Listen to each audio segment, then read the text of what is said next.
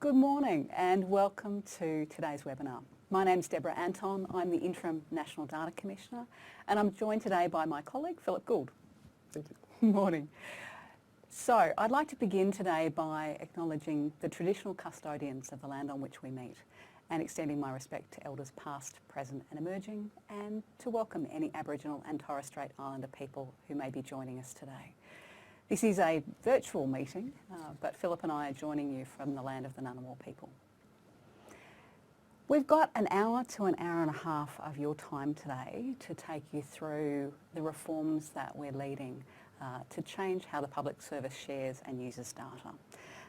Now, we're going to go through a presentation and mostly Philip's going to take you through that. Philip has led very ably our roundtables and some of you may have already attended those. I'm going to offer some opening comments just to remind you about why we think sharing data is important. The Commonwealth has data it collects as a part of doing its job. It collects data across a range of different functions. Used correctly, this data can make a difference in the lives of everyday Australians. If we're sharing for service delivery, we can deliver the services that Australians expect, which are smoother and more efficient. Used for policy and program work, it means that we can actually make sure the policies that we're delivering are making a real difference. And in partnership with researchers, we can explore problems that Australians need solved, some of the greater challenges that face us as a society. So done well, it can make a big difference in the lives of everyday Australians. But it's not just about sharing. We also need to make sure that the way we're sharing builds trust with the public, that it takes into account the risks that we know are part of sharing and is transparent, that we're clear with the public about what we're doing and why. So these package of reforms are complex. There's lots of aspects to them and that's why we will take you through that in about an hour to an hour and a half. What we'd like you to do today is learn, understand and ask questions if you don't. So while Philip's going to be taking you through a presentation, my job is to monitor the questions that you're asking. So if you see me looking down to my right, it's because I've got a screen of questions that you are posing.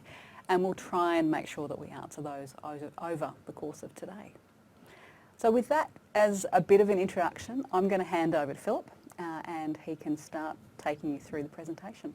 Thank you, Deb. So before we begin, I think it's worth talking a little bit about the history and the genesis of the work that we're doing at the moment. And that really begins for us back in 2017 when the Productivity Commission released its report into data availability and use. The report, I think, is a very important one. It really showed and put together a strong case that the government was not doing enough with its data and as a result we were missing out on opportunities to build better policies, programs and service delivery. Typically as a Productivity Commission report it was very forthright in its language and made I think a very strong and also coherent case for the need for reform in terms of government data. They also produced some other recommendations relating to commercial sector data and that includes the consumer data right which was put into legislation earlier this year. That's a very important reform. It's separate to the work that we're doing though. We are focused on data which is held by the Australian government. So we need to be very clear from the outset that that's the scope of our work. But I think the consumer data right is an important thing for Australians to understand. The intent of those reforms was to make sure that consumers can access data that business holds about them and go and look for a better deal, with the first sector being in banking and then moving on to utilities, power and telecommunications to follow. So the government responded to this report in March of 2018 and agreed to establish the Office of the National Data Commission, hence the fact that we're here talking about our reforms at the moment. And fairly early in the piece we released an issues paper, which was a way of engaging with the public and stakeholders and putting down in writing what our general policy directions were. At that point we hadn't really firmed up a lot of what we were attempting to do and we really have used the consultations and that whole process of receiving submissions as a way of better hearing views from engaged Australians about the directions that we should be taking with our legislation. In August of last year, your position was announced and you were appointed. Yep. So I might explain why I'm the interim National Data Commissioner. I usually do that at the beginning of any speech that I have to deliver. The government's intention is to establish the office as an independent statutory role. But until that goes through Parliament, then we have an interim National Data Commissioner. So I've been in this role now since August of last year, so we're coming up 15 months. It's been a while. I expect I'll be in the position for most of next year, but we'll come back to the next steps later in the presentation. Yeah, thanks. Yeah. So while we've talked about the issues paper that we released, another really important document which we put out was earlier this year, and that was the Australian Data Sharing Principles. And that really, I suppose, signals our intent as a regulator going ahead to provide guidance in terms of best practice of data management and streamlined sharing of data. This piece comes in two parts. One of them is a fairly detailed document which is designed for public servants to read and take guidance from as they're going through the process of sharing information so that they can do it efficiently but also, and very importantly, safely. And consistently as well. One of the points the Productivity Commission made was there isn't a consistent practice across the public service. So with each of the reforms that we're talking about, having supply across the public service is a really, really important foundation for us. And I'd also invite people who are interested to come to our website and have a look at the documentation we have around the Australian Data Sharing Principles. While I said we do have a long and detailed document designed for public servants, we've also produced a shorter one which I think a lot of people who are tuned in today might find quite interesting.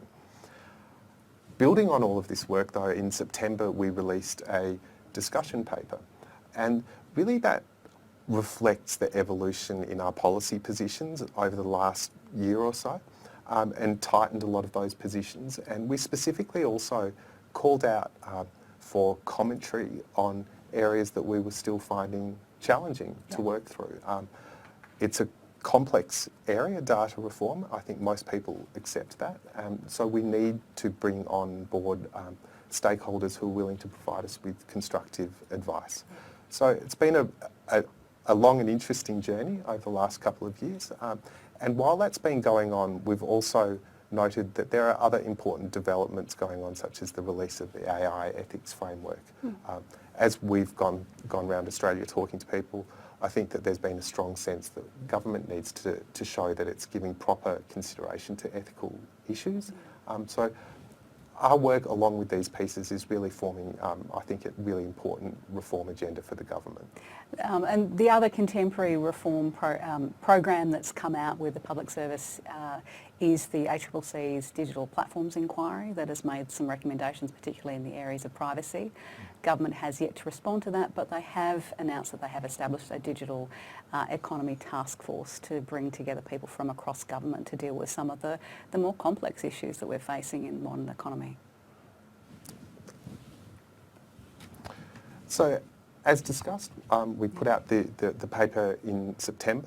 During that time, we've invited written submissions as well as going through roundtables. We've received 79 submissions to this paper, which is a similar number to what we received for the issues paper from last year. I think the submissions have been very useful for us to read through. We found that to be an invaluable process, and it's been particularly pleasing to see the constructive nature of sometimes the criticism that we're receiving, but also the advice that we're getting. As mentioned, during September and October, we travelled around a lot talking to different people. This time we also included some regional centres in our discussions and found some really interesting perspectives from communities outside of the capital cities.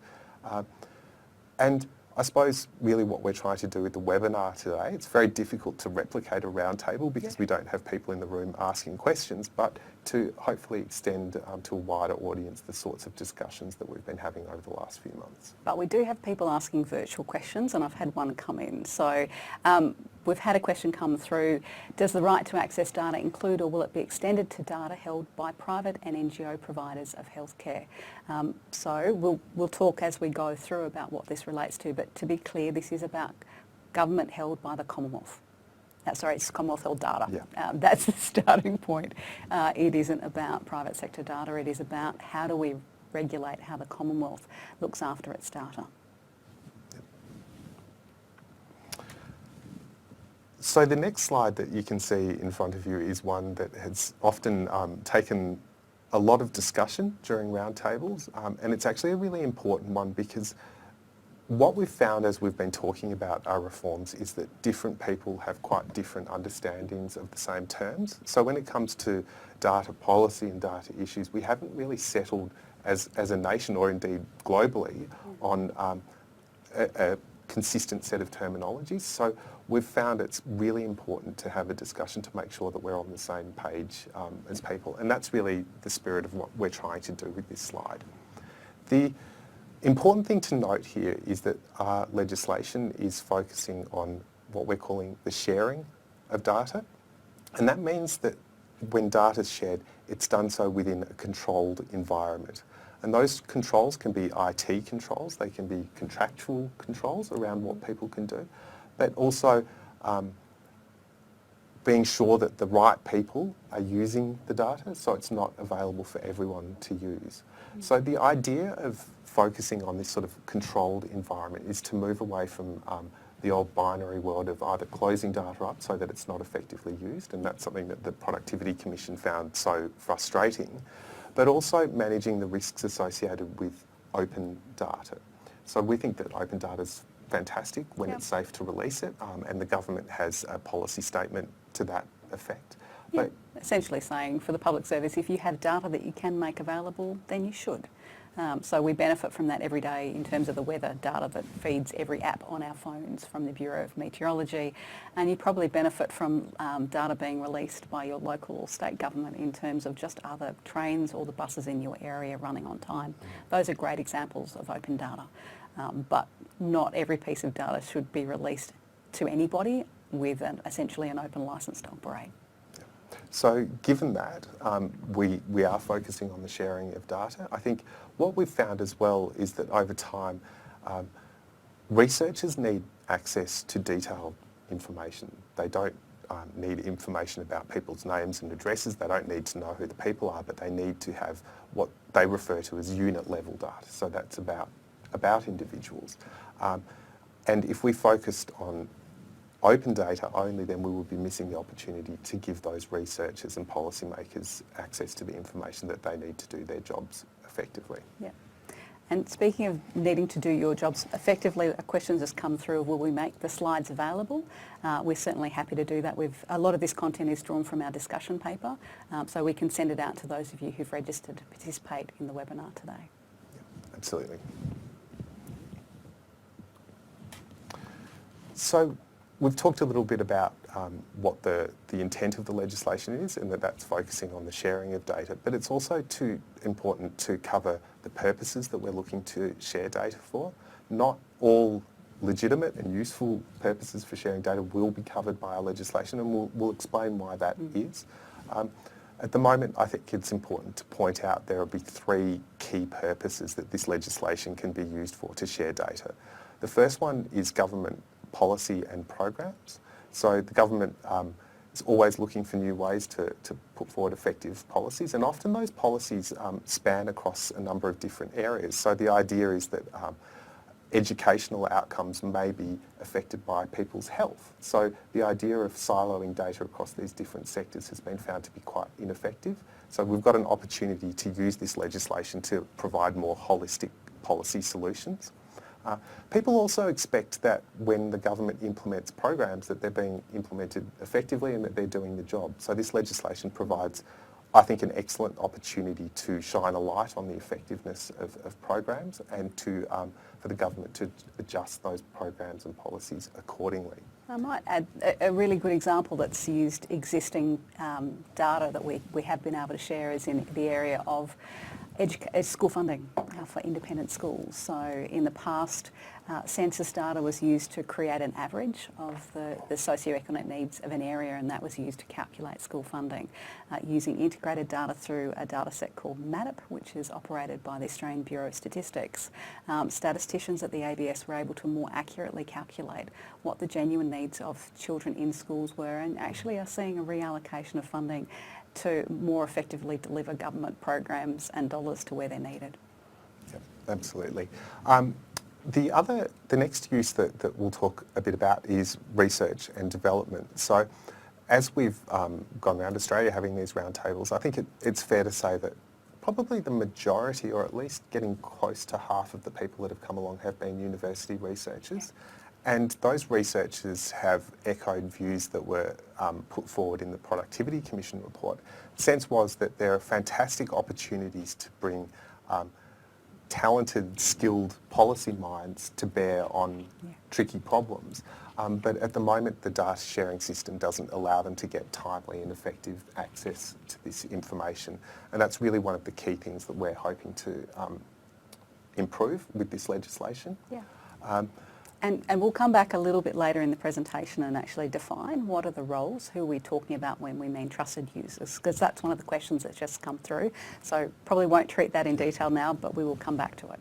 Yeah, and I think just one other reflection on research and development is during my time as a researcher, but also working within government, we've seen that a lot of talented Australian researchers are actually working on international data rather than Australian data, and that represents a real missed opportunity for us to have these good policy thinkers working on Australian problems, because context is really important. We can't just transplant research that's taken place using Danish data into the Australian context. So I think there's some real opportunities there. I also note that we have the opportunity to attract some good international researchers to Australia through this legislation as well. The final use that we're enabling sharing under this legislation for is government service delivery. And I think a nice way of putting that is to think about people, Australian people, expecting more streamlined services. They want to be able to take advantage of the information that the government knows about them. They don't particularly like telling the government multiple times when they've changed address. Again and again and again. Yep. We've spoken to people who've had frustrating experiences getting access to disability support payments as well as the disability insurance scheme, sometimes having to provide very detailed but slightly different information to two different departments, and this is really an impost on the time of people who don't have the time or the capacity to do this. So this is a really fantastic opportunity to help them. And it's worth saying that the challenge we have to overcome there is that we've had legislation build up over 100 years. There's over 500 secrecy and other provisions that are contained in legislation that made perfect sense when they were put in place. But in this modern day, they're actually creating impediments to how we can operate effectively from a service delivery point of view.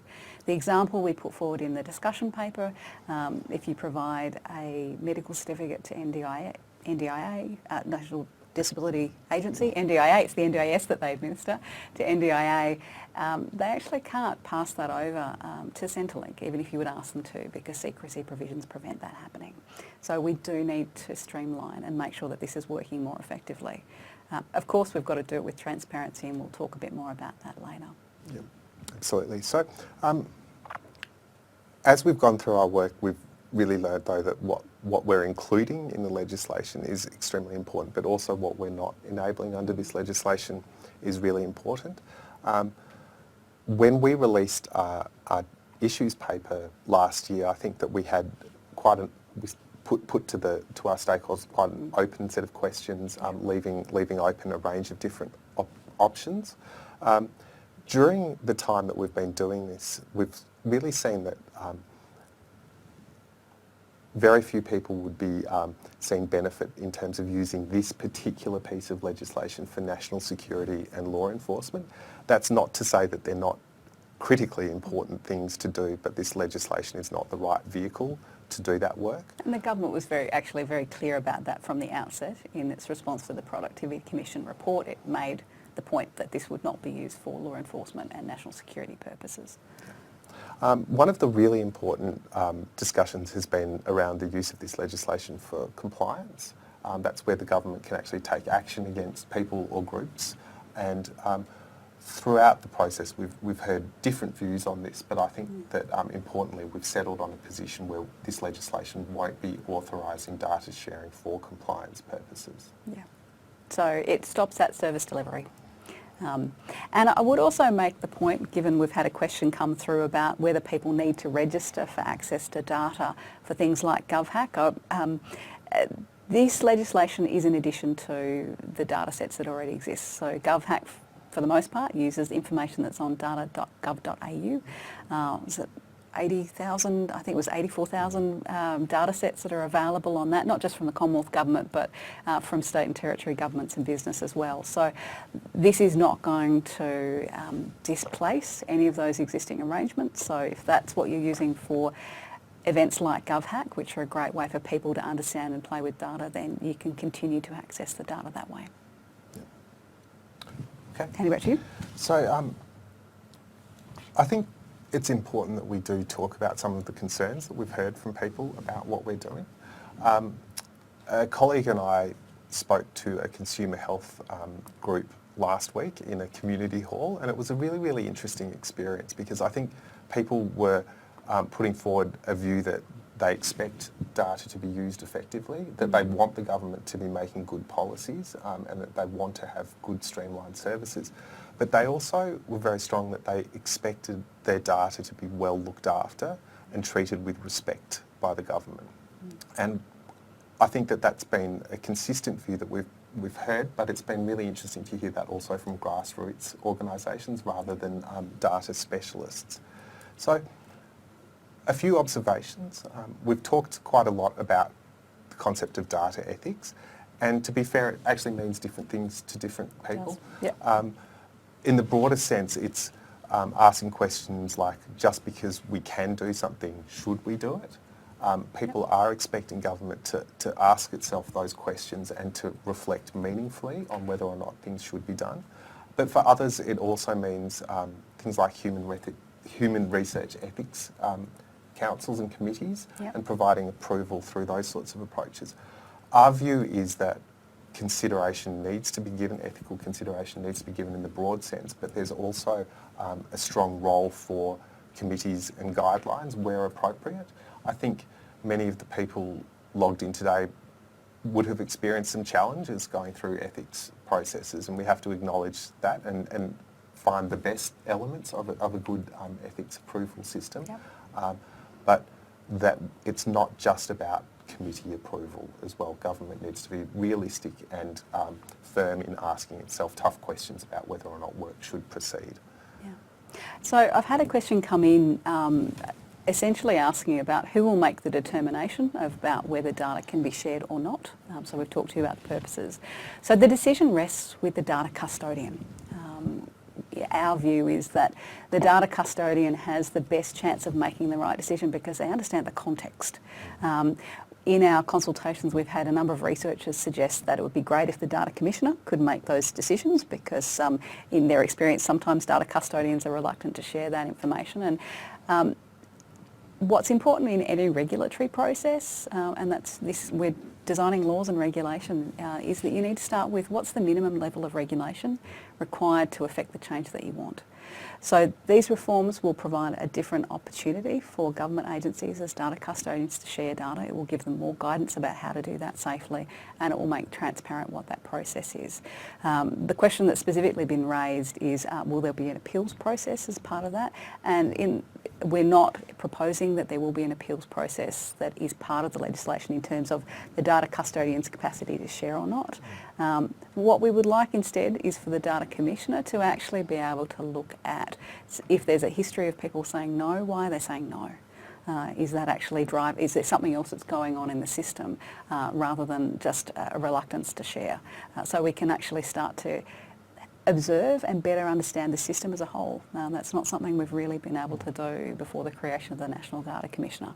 So we're not giving I think we're not quite satisfying researchers on this point, but I think it's a really important first step in these reforms.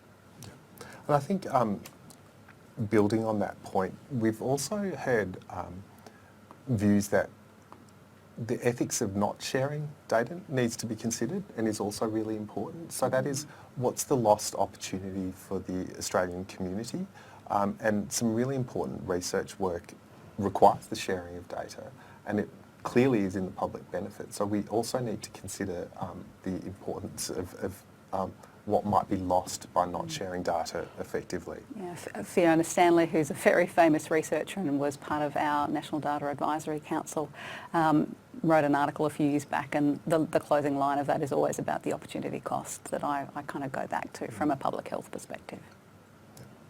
So another really important discussion which actually relates to the ethics discussion that we've been having is around use of government data by the commercial sector. And firstly, I want to be very clear here that we're not talking about the government selling your data to companies.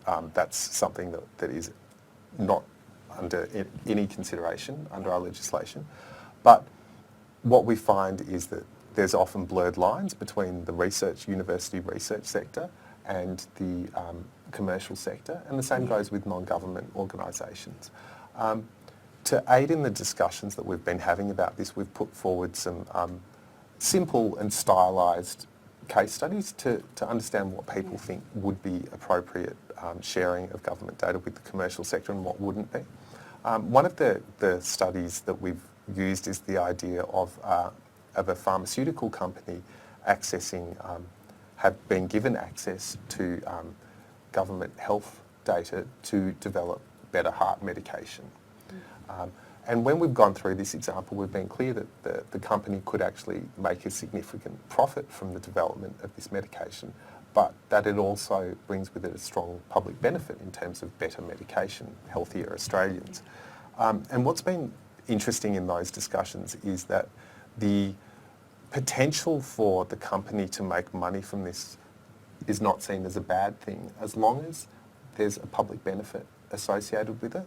And what that means is that context is really important when making these decisions. And often the discussions around commercial use have flowed back to that first point about what consideration of the ethics will be made. Yeah. So it's been an interesting discussion, but it's clear that as commercial use comes into play, we really need to consider proper safeguards and strong public benefit testing. Yeah, and I would just reinforce that that's very much the work that we're doing, is how can we design guidance and advice to the public service and also explain to the public what we're doing and why. So the first test is, does it meet one of the prescribed purposes? Is it for research? Then when you go through the data sharing principles, and we'll come back to those in a minute, can risks be managed safely? And really, I think the bottom line question for people is there a public benefit in doing this? And importantly, being willing to explain that to the public and be transparent about it is, I think, a really important control. And probably the other discussion that has come up in a lot of the roundtables and through a lot of the submissions has been around consent.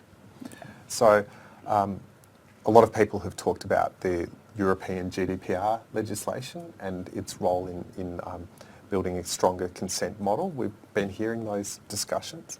And I think it's important to say that we believe consent can be a very important measure in certain circumstances. But our legislation is not prescribing individual informed consent for every example of data sharing. So we think it's an important part of the mix. It needs to be considered along with the ethics of a process, and there's a lot of opportunities to draw on existing material around best practice of when to seek consent. And I might just because of one of the questions that's come through, it's asking a query about is there an option of data being taken down, and I would just note that that's really talking about open data, where we're talking about data for the purpose of this legislation is really being shared through a contractual or a MOU arrangement. It's not about data being available in the public domain. That's what we would consider to be the release of information rather than the sharing. So the sharing is about sharing with the right people in the right circumstances. What we've also had around consent, though, is that it's actually quite difficult to get informed consent. Yeah. So we need to be very wary about the idea of saying that somewhere in a long list of terms and conditions that there's a provision for sharing. That doesn't actually involve informed consent. So getting informed consent can be very, very challenging at times. And it also doesn't provide custodians, so the groups that hold the data, with a free pass to do whatever they want with the data once consent has been sought and given. So it's a complex area. We're continuing to work through the best way of building consent into our model, but again, making that point that it will not be required for all examples of data sharing under our legislation. But the very clear message we have got is that there will be some advice required for data custodians about when and where it is appropriate to seek consent. I think if we move on to the next slide now, I think it really builds on the discussion that we've been having on the previous slide.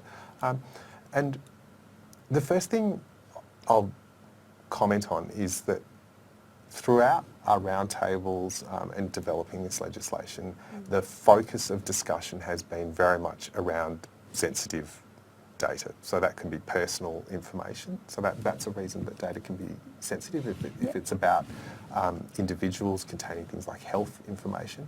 But there's also commercially sensitive information. The government collects a lot of information about businesses.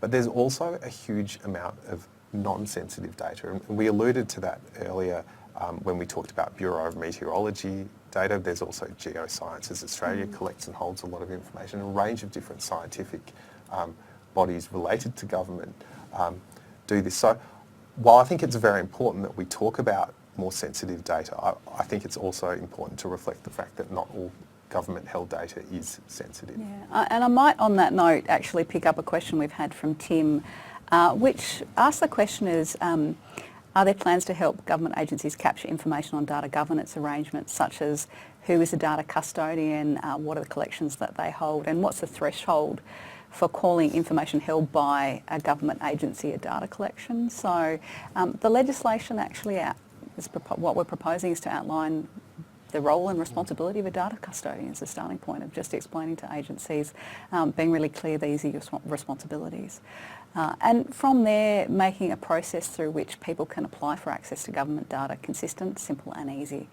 The question about what's the threshold for data, if you've managed data, I'm sure that you've gone through an interesting process of trying to put that defining line into any collection. We'll ask agencies to keep considering their data maturity, to understand how are they managing data, who's responsible, what are the governance arrangements internally, and also being clear about what data they have available. In practical terms, I think it's also useful to reflect that there's a lot of data already held within what are now integrated data sets. That can actually be a really important first step, but the legislation will provide an avenue for people to ask agencies for access to data that they might hold. Absolutely. So as we've gone through the process of talking about sensitive data, it's become quite clear that it's not just about the data itself. It's actually about the context of how it's being used. It can be about what's in the data, so it might be how much detail there is in there, whether there's health information or information about sexuality or religion and other such things. But there's also another element which is really important, which is the potential for harm. So that gets back to what's the data being used for. Yeah. And we need to consider holistically all of those elements before we proceed with a data sharing arrangement. Yeah. And The Australian data sharing principles that we've developed, I think, are an excellent way of guiding public servants through the process of thinking about the context, the detail and the potential for harm of their data. And taking this flexible approach, I think, is something that has led to some really great initiatives overseas.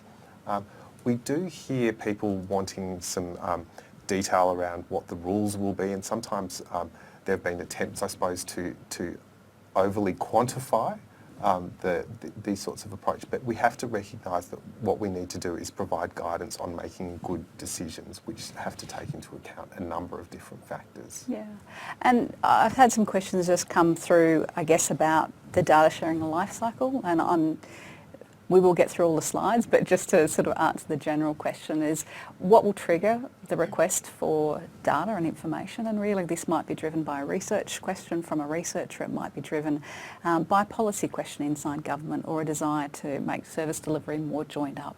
So it can come from any of those places. Once the second, this was a multi-barrel question, once data's been shared, to share data, there'll have to be a data sharing agreement. So once you've gone through all of the assessments, there's a data sharing agreement, and that will need to define for how long is the data sharing going to happen, what are the terms and conditions under which it's being shared, and make sure that there's a clear understanding between the data custodian and the person who the data is being shared with, what the right thing is. And the last question is, how will that be monitored? So in the initial, this is a system that will grow and build over time. In the first instance, our focus as an office will be about making sure people across the public service understand how to use the new framework and understand how to share. Over time, the role of any regulator is actually to have an appropriate regulatory posture and to go in and check that people who are using the law as we've established it in the right way, and that the processes and procedures are fair and appropriate. So over time, I guess, sorry, that was a complicated way of answering that, but it means over time that policeman function about going in and checking that people are doing the right thing becomes a more strong part of the role of the office. Thanks. So I might expand a little bit more on the data sharing principles that we talked about, and it's really important when looking at these to understand that they're, I suppose, interlocking approaches to managing data, and that we have a range of different levers that we can use to enable safe but streamlined sharing of data. So firstly, we've talked about projects, so what's the need to use data, yep. And that needs to be given consideration. And for service delivery, sometimes government will need to share information which contains people's names and addresses and contact information. Yep. And if that's the case, then extra protections need to be put in place. We don't see there being a strong need or any legitimate need for a health researcher to have information that has that kind of detail with it. So there we start seeing the interaction between the idea of the project and the people who are accessing the data. Yeah. So we would expect, as information gets more detailed, as the data gets more detailed, that people have gone through thorough training and signed undertakings that would leave them liable to severe punishment if they deliberately do the wrong thing. Mm. So that's a really important element of things.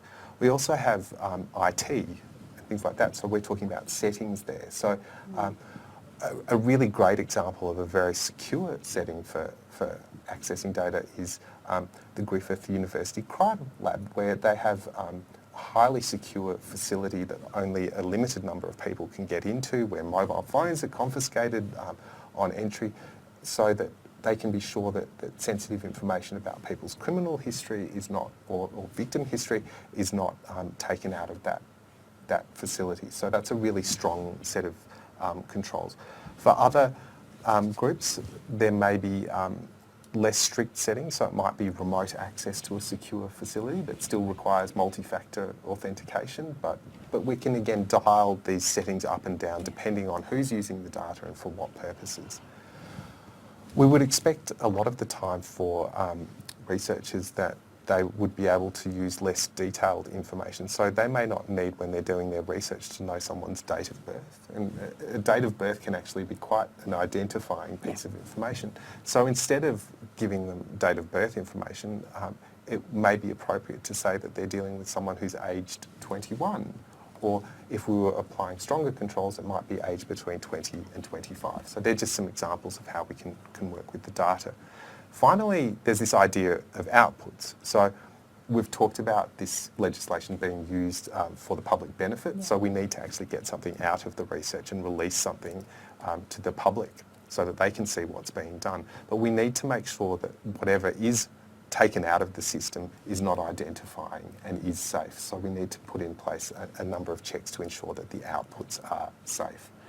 Yeah, so I might just pause and ask, I think you've gone through your wheel. There's a few questions that have come through that really relate to this slide that I might just throw in. So I'm going to throw this at you so I can keep searching for more questions because there's quite a few that are backed up. So one of the questions from Jonathan, do the arrangements for data sharing with researchers apply equally to journalists? That's a really good question.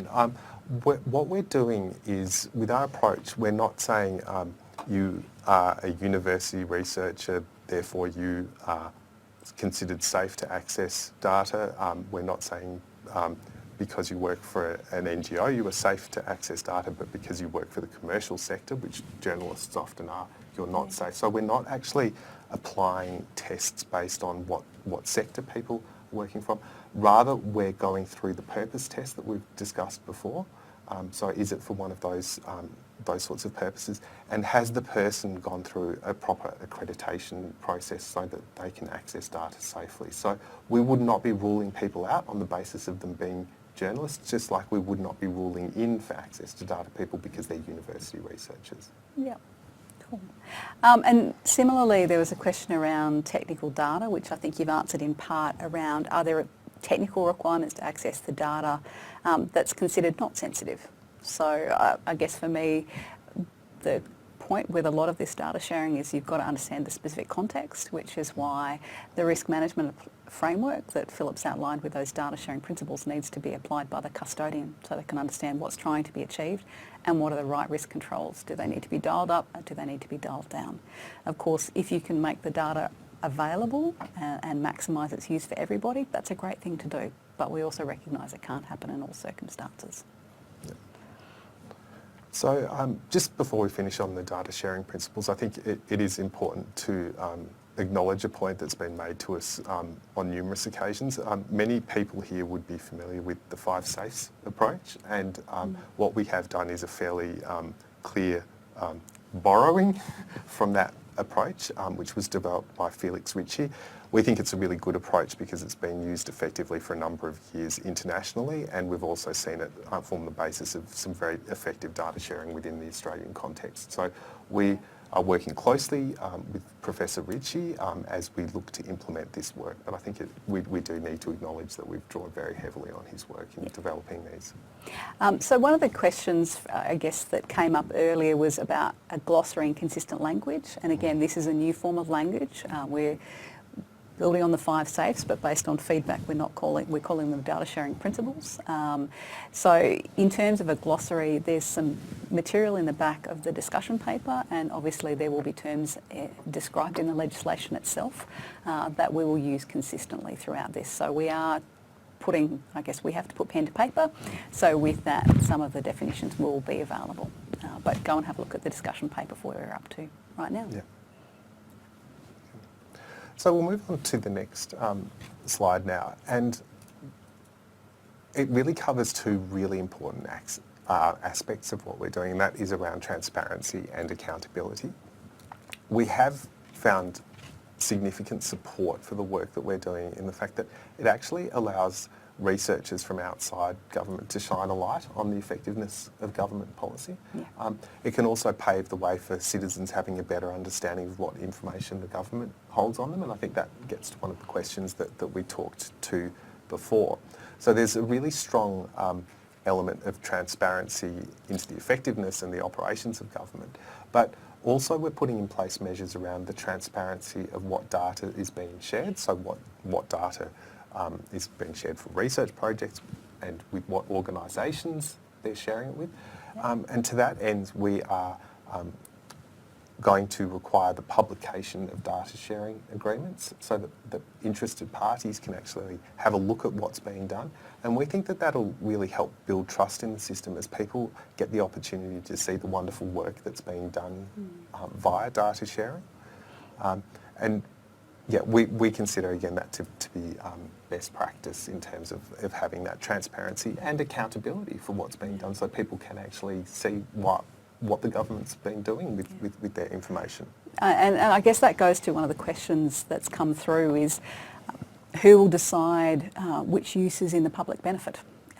So that decision really is for data custodians to make. As we said earlier, that's about the context. But I think, as we've explained, the process of going through the data sharing principles and then making it transparent, the data sharing principles also give an option of having a look at an ethics process if that's appropriate. I think recognising for a decision maker that ultimately you're going to have to put your decision on a public website and be able to explain yourself, I think is a really good control for making sure you're doing the right thing.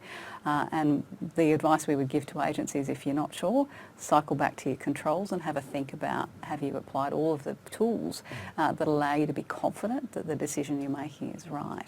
And that then leads into the second part of the question that was asked by Jamie. How are you going to upskill the public service on data literacy practices and potential use cases? So the early release of the data sharing principles was an exercise from us in terms of upskilling the public service, and we'll look at developing training material that supports that will be generally available. We've also got to go and have a lot of conversations with the public service. This is a journey and we are maturing our practices over time. So this is not something that's set and forget. We will have to continue our educative processes over the next months and years. Yeah. And I think it's actually a very important question. Our approach will allow for players outside of government to use their capability to help with government issues. So by allowing researchers, and we'll talk later, accredited data service providers to participate in the system, there's a great opportunity to draw on existing capability within the broader Australian context rather than just building it up within government. That said, there are a lot of opportunities to improve capability. We've got groups like the Australian Bureau of Statistics who've got a really long, strong history of safe management of data but safe use of data. So we need to draw on those expertise and connect groups together to do that. And I know Michelle's asked a question about the role of integrating authorities, so we'll come back to that as we describe the roles of the players in the system in a minute. Yeah, I think the questions are starting to lead very much towards the next slide. I will just quickly point out that the legislation will have strong mechanisms for ensuring that data is being used according to our legislation safely. So there will be offences and penalties under our legislation. If data is found to be shared under the guise of our legislation but it shouldn't have been, then original penalties in existing legislation will apply. So it's a regime that does have strong penalties for those who are doing the wrong thing, particularly intentionally. Yep. Deb did cover briefly the idea that there will be review mechanisms for when the government has shared data, but also for when it hasn't, and we think that's an important part of maintaining that accountability. And I think it gets to a lot of the concerns that we've heard is that the government is far too conservative about sharing data, so I expect that there'll be some queries around when it's not being shared. At the same time, we've had other groups who are concerned that the government is too free with the sharing of data and that it needs to be more controlled. So I'm expecting us to be held to account from both of those directions, and that's part of a healthy system. Yep.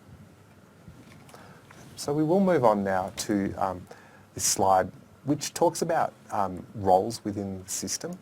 And firstly, I think I don't really need to spend too long talking about the National Data Commissioner because we're here in front of people talking about our legislation. I don't know whether you had any reflections on that, Deb? What's my job? So clearly it's about having a new independent regulator to actually look at what the Commonwealth is doing and make sure that we share data safely. Part of the role at the moment, a really important part of it, is what we're doing today, which is explaining how the government already shares data and the controls and the system that we're proposing to put in place. So that work and that educative process, I guess reflecting back to my earlier answer, will continue both within the public service and outside the public service for the foreseeable future. I think that's a really important voice to bring into the contemporary conversations about what we're doing with data. Then the second important group is this group of accredited data service providers, or ADSPs. I have to note that in a tech world, we're running out of acronyms that haven't already been used. ADSP has been used before, which we have been told about, we have heard, but I think the idea of accredited data service providers, it's a really important one, which means that players from outside of government, but also from within government, can bring to bear skills and technology which they've developed over time. And that gets to that earlier question around capability. As an example, many people who are tuned in today would know that there's a secure data facility, SURE, which is run by the Sachs Institute, and they're real specialists and developed capability over a number of years of providing information, detailed information to health researchers. The approach that we're looking at will allow a group like that, if they seek to become accredited, to provide those services on behalf of government as part of a nice, simple system. It also provides the opportunity for states and territories to participate more in the system. We're expecting states and territories to be interested in accreditation. Many of them have sought accreditation as integrating authorities. And that comes back to the question that Michelle asked earlier. And that's an existing system, this accreditation of integrating authorities. It's not backed up by legislation, and that will change with the passage of our legislation, that there will actually be legislation sitting behind a scheme of that nature. To be fair, I think we've also had concerns around the speed of accreditation and some of the roadblocks that's provided. So we'll be looking to streamline that system while maintaining very high standards. But again, I think just making that point, that's really important. We would like to draw on skills that reside outside of the Commonwealth as well as inside of the Commonwealth to provide important data services such as secure data labs and data integration. Yeah. So hopefully that, Michelle, that's answered your question, but essentially we're expecting the existing integrating authority arrangement to transition and actually be strengthened by being part of legislation. But we will look at what are the transition arrangements that we couldn't put in place, because a lot of effort's already gone into effectively accrediting the integrating authorities in the existing world. Yeah. The final group that we'll talk about are accredited users, and we're expecting there to be a lot more accredited users than service providers, so just making that clear from the start. But they're people who will be given access, depending on their project, to potentially more detailed information. That doesn't mean that data will be handed over to them on a USB stick. It will usually involve very strict controls around what data they get and how they use it and what purposes they can use it for. We would be expecting a number of university researchers to seek accreditation as users, and we would expect the universities or the NGOs or the companies that researchers work for to actually provide some assurance that these people will behave in the right way. So it gives two layers of responsibility for accredited users without creating an overly bureaucratic approach to accreditation. Yeah. We have to be clear though, being an accredited user is not a gold pass to all government data, far from that. We still need to have proper consideration of the risks associated with each project given and demonstrated. So that will be an important part of it. But we're really hoping that this accreditation system will allow people from the private sector, from the government sectors at all levels, as well as the research sector, to have better access to data. Yeah. There's a question that's also come through from Chris asking about, will decisions not to share data also be shared? It won't be on a website in the same way that a data sharing agreement is on the website, but the Data Commissioner will collect information about requests and whether people have said no. As I said earlier, sometimes we're not about to overturn the decisions of data custodians, but if there's a consistent pattern, that's something that the National Data Commissioner will look to and report on as part of its annual report process. I think that annual report process is very important opportunity for us as an office to talk about transparency and other issues and what's working and what isn't in the new system as it starts to mature. Yeah. I guess that's one of the questions that we've had. Somebody else has asked a question, Bernadette, about will we collaborate with others from national governments and international working groups around a bunch of stuff. I think the fact that we're using the 5 safes as the foundation for data sharing principles is reflection of collaboration internationally. And from my perspective, there is the UK Digital Economy Act, and I was certainly reading the reports. They have an annual report process about how their system is evolving and maturing, and I think we can certainly learn from those practices. I think it's a really important area that how do we take advantage of experience from other countries. So a lot of other countries have very mature data sharing systems, other less mature ones, but there's a range of different approaches that are being used. One of the important things is to consider the cultural context of where these arrangements are put in place. Yeah. We've found that a lot of the approaches which are used in places like New Zealand translate quite effectively into the Australian space. Yeah. But to move to a model like they use in Denmark over the course of 1 year in Australia would be, I think, a significant step to take. They've had a system which has been maturing over 50 years. So we have to recognise, I suppose, the cultural context of the work that we're doing and how we draw on international experience. Yeah. I'm going to really quickly just answer a few questions that have come up in relation to this particular section of, is there a list of data service providers? If so, where can we find it and what are the criteria for becoming one? This will be outlined in the legislation. And I guess I would make the point, this isn't necessarily about technology providers for every possible thing related to data. It's actually a really high bar in terms of what an authorised data service provider will provide. It's about being able to stand in the shoes of a data custodian and actually manage sharing on their behalf and to do more complex integration. And that isn't necessarily just about technical skills, that's about governance, it's a whole range of factors. So we will outline in the legislation the high level requirements, and then we're expecting some supporting material. There are layers of guidance, which I think is the next slide that Philip's got for you, of there's the legislation, there's guidance from the National Data Commissioner and then guidance under that will go into more detail as the system matures. So. Yep. Yeah, so more to come on that, but I would make the point for ADSPs, it's quite a high bar. If it's just about procurement, then there are other processes that we can actually go through. Yep. Yeah. I think I've answered a couple of those. I'll leave you to keep going. So, okay. And I'll reconcile what else I've got here I haven't dealt with. Yep. So I think that you've already covered this next slide quite well in your response there, in terms of the legislation being principles-based legislation, so it's higher level legislation. People have been very supportive of us taking that approach, particularly because it's recognised that we are in an evolving environment. So types of data which are being collected, but also ways that it can be used and potentially misused are increasing over time. So setting up this approach gives us the flexibility to adjust rules and regulations and guidance as appropriate, rather than needing to go to legislative change to ensure that what we're doing is in keeping with the times. Yeah. And going to rules, there's actually a series of questions from people I might just address relating to data sharing agreements themselves. So what's the difference between a data sharing agreement and current information sharing MOUs that are already in place?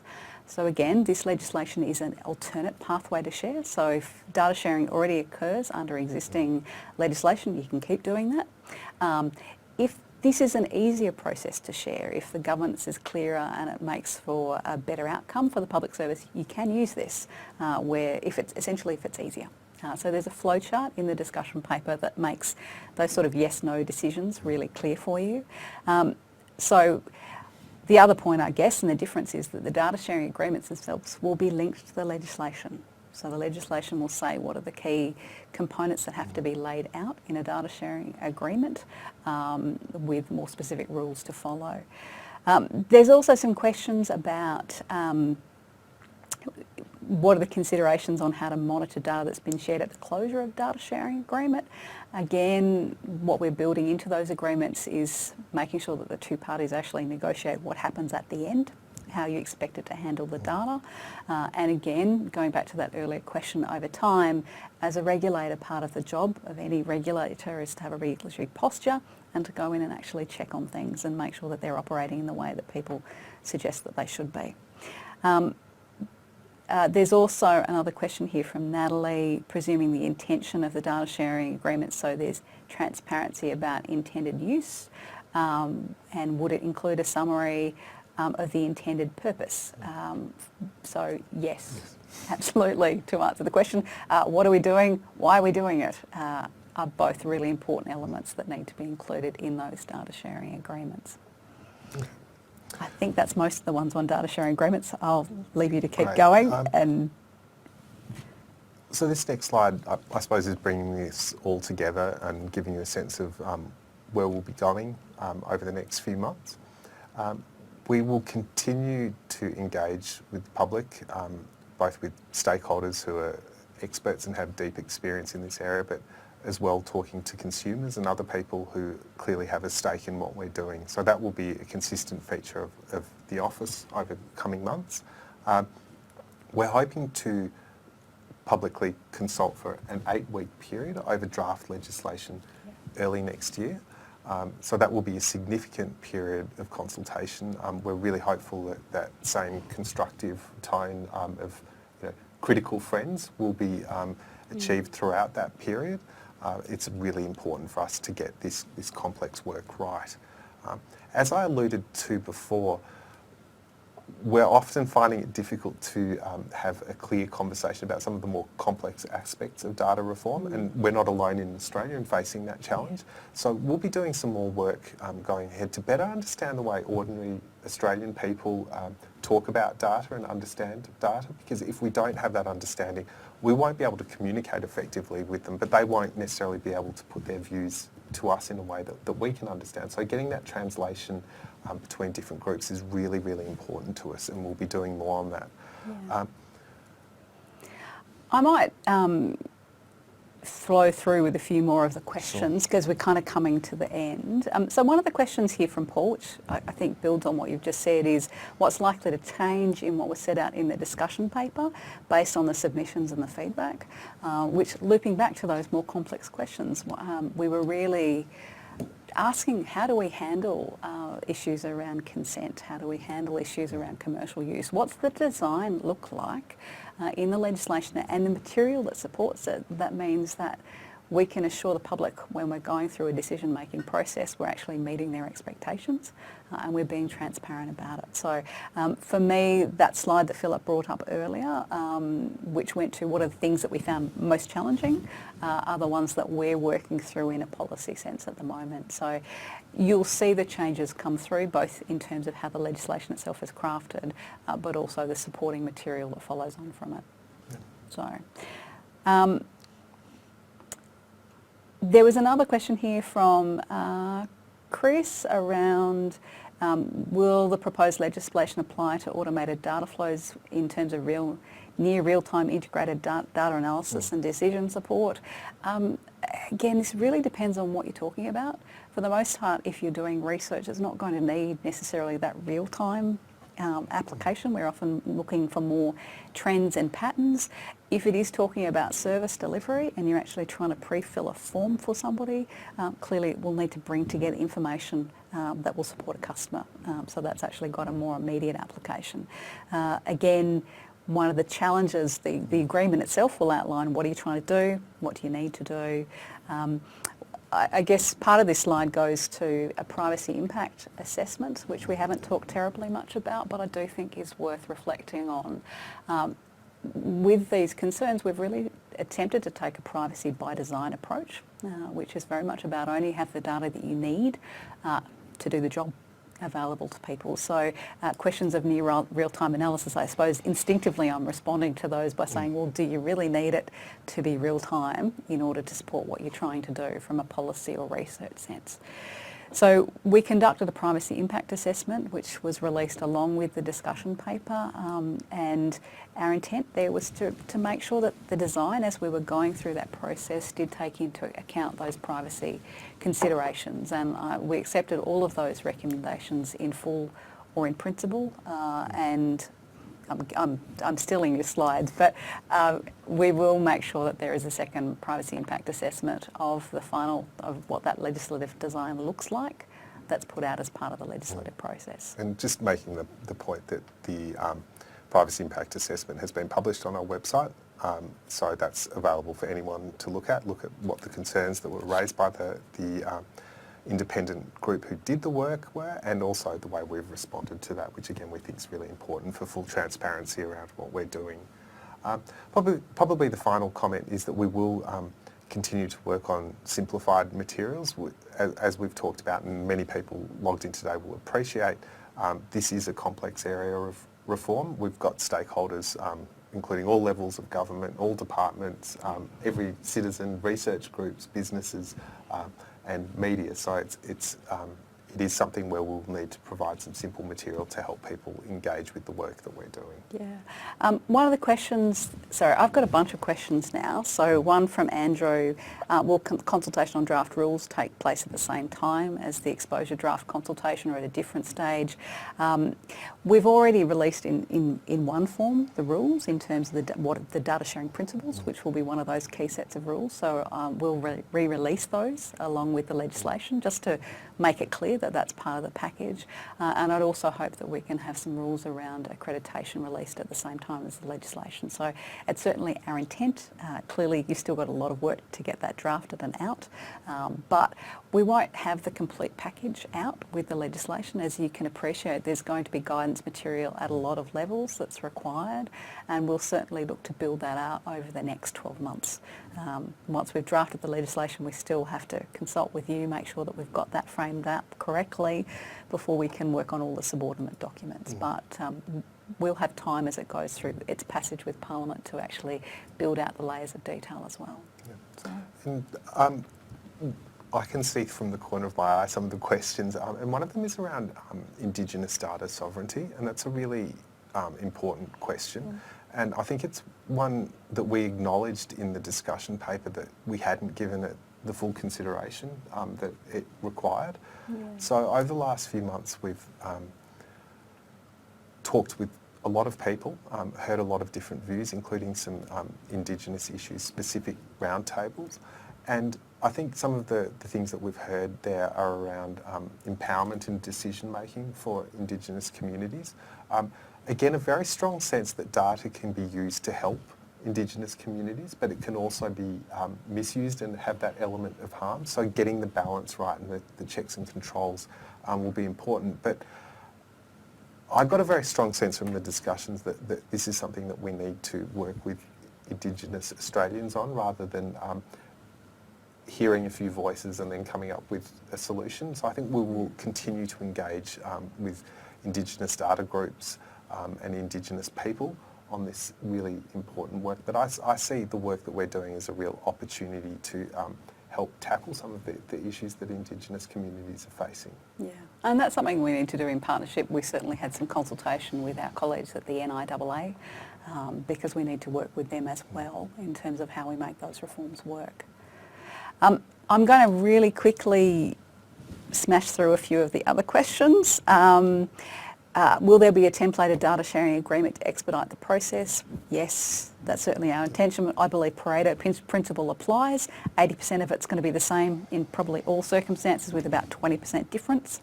So we're working with some agencies across the government at the moment just to test that assumption and see how that might work. Is there a high-level timeline schedule and a few milestones? So in terms of next steps, we're looking in the first instance to consult within the public service at the Commonwealth level on draft legislation early next year, and then release a draft for public consultation sort of in that March-April period, as Philip alluded to. We're hoping that will be for 8 weeks. And Minister Robert, who is our responsible minister, has indicated he would like the legislation introduced to Parliament by the middle of next year. It then has to go through the usual parliamentary scrutiny processes, which I think will take us towards the second half of next year before we get passage all going well. So that's the high-level approach. There was another question, is there a defined approach from the NDC should somebody not agree to share data? That's essentially tied up with us having a look at and doing an investigation into what they want to, what the challenge actually is. So again, that's probably in layers of detail we have yet to get through in terms of what precisely that might look like. But the broad framework for that is outlined and enabled in the legislation. So you will see a little bit more detail on what that looks like. Deb, I might have a go at one that I can see. You can there, see, go for it. Which I can again see. I can guess which one I think is you're the going to go to. FAIR principles. Yeah. And that's, I think, a really important and useful set of principles about data being findable, accessible, interoperable. So we fully support the FAIR principles. I think that they're very important. And rather than looking to replace the FAIR principles, I think the approach that we're taking by having our own principles is developing an approach which works in conjunction with other pieces. So our legislation will be a lot more effective if data custodians are adhering to the FAIR principles, and we would be encouraging them to do so. So that's the way that we're looking to operate, rather than ourselves reinventing pieces of work which have already been done quite effectively. Yeah. But building on that, there's a question that's come through from Andrew. Will there be scope for cost recovery from data custodians in terms of sharing data? And yes, cost recovery will be part of these arrangements. This potentially requires additional work for the Commonwealth, so it will be a factor that they may need to take into account when they're actually making decisions about whether it's feasible to share. So again, even a decision that is a no gives us a greater understanding of how the system's functioning.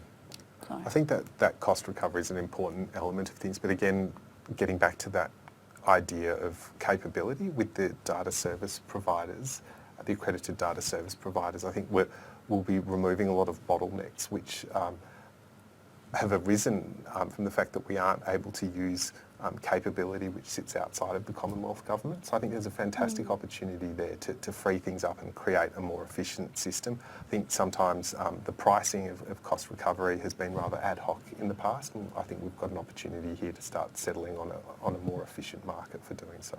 Yeah. Another broad question that somebody asked, going to your point about it's not just what the Commonwealth can do, was one around sharing with state and territory governments as well. So I was asked the question by Christopher, could you outline what you mean by a preferred approach for extending or harmonising legislation across the Commonwealth and state governments? So at the moment, South Australia, Victoria and New South Wales have data sharing legislation. It's slightly different in scope to ours in that it's generally sharing with a core analytics unit or across government. Ours is a bit broader in scope. But importantly, all of those pieces of legislation have as their risk management framework something grounded in those the five SAFEs principles, or the five SAFEs framework, or what we're calling the data sharing principles. So having a consistent risk management approach across all of the states and territories, I think, is a really, really important start. Western Australia is at the moment contemplating legislation relating to privacy and data sharing, and of course they're looking across state and territories in terms of what we're doing. In the first instance, we're designing a piece of legislation that works for the Commonwealth, but we do note that it's being prepared in a way that state and territory governments could request access to data. It's also possible for state and territory governments to apply to be an authorised data service provider, which is the model that we have existing with the integrating authorities as well. So there's opportunities in those ways to share how we do data. Trying to get something that's joined up across the Commonwealth states as a starting point is very complex. And our reforms, I think, given we spent an hour explaining to you all the details, there's enough in them just to try and get the Commonwealth to sort itself out. But we are keeping an eye on what does it mean for the states. So that linkage to the risk management framework matters to me. The fact that they can apply to be data custodians matters to me. Those are things I think that will make a really important difference in getting to that national system in the long term. But it is a long-term reform process. The Productivity Commission, in its strong language that Philip referred to, really just said crack on and get it done. I think in actual fact what they wrote was a reform program that will see us through the next 5 to 10 years, getting this stuff right, making sure it works for all the players. Shifting cultures takes time. So it's not going to happen in 5 minutes, but we have to take each step carefully as we proceed. Have you spied any more questions on there? No, I think we're getting close to the end of the questions that I can see. Okay. So I think I've done those. There's a question here about GDPR, which is obviously the European privacy standards. I would note that our legislation is drafted for managing Commonwealth data, so data is held by the Australian government, so it is within the scope of our laws, not European laws. So just to answer that one simply. There was a question here about whose responsibility is it to evaluate or curate the data that is controlled or shared or accessed. And I think in practice that can be a conversation between the data custodians and the people who are accessing it. Again, going to the fact that we don't have all the skills and capability in the world. We know that there is some great skills and capability within our research community. Setting the parameters for that sharing agreement can be about helping mutual support in terms of curating and accessing that information, but only if you're really clear, again, about the purpose for which you're accessing the information and that the controls are right. So I think if you're having a sophisticated conversation, that's the sort of question, I guess, Paula, that I hope you're asking, is how can we work effectively together? But that's very much a conversation with the custodian if you meet the first tests. Are there any guidelines in relation to contractors' obligation to share data acquired by them over the period of a contract while fulfilling their contract? I think that's really more an intellectual property question that's defined within your existing contracts rather than one for data sharing. And there's a final question about that when reflecting the fact that the legislation isn't authorising sharing for law enforcement purposes, we are leaving sharing for law enforcement purposes to national security legislation, not ours. So again, clearly out of scope. I'm going to refresh. I think that brings me to the end of the questions. I'm pressing buttons again. Oh, here's a question. Is the name changing to the Data Availability and Transparency Act? So the answer to that is yes. One of the questions that we asked with the discussion paper was, what should we call the legislation? One of the key changes we made in our design process from when the PC started these reforms was they'd suggested it should be the Data Sharing and Release Act. We are not adding additional powers to support the release of information. We are focusing just on the sharing information. So the name was no longer appropriate. The Minister, Stuart Robert, announced on Friday of last week that the proposed name would be the Data Availability and Transparency Act. So Amanda, that's a very good pickup on your behalf. So, yeah. That brings us, I think, to the end of the questions, and oh no, there's always more. Oh, it's a very long one. And it's from a Commonwealth public servant, so on that note, I'll probably take the time to have a conversation with them.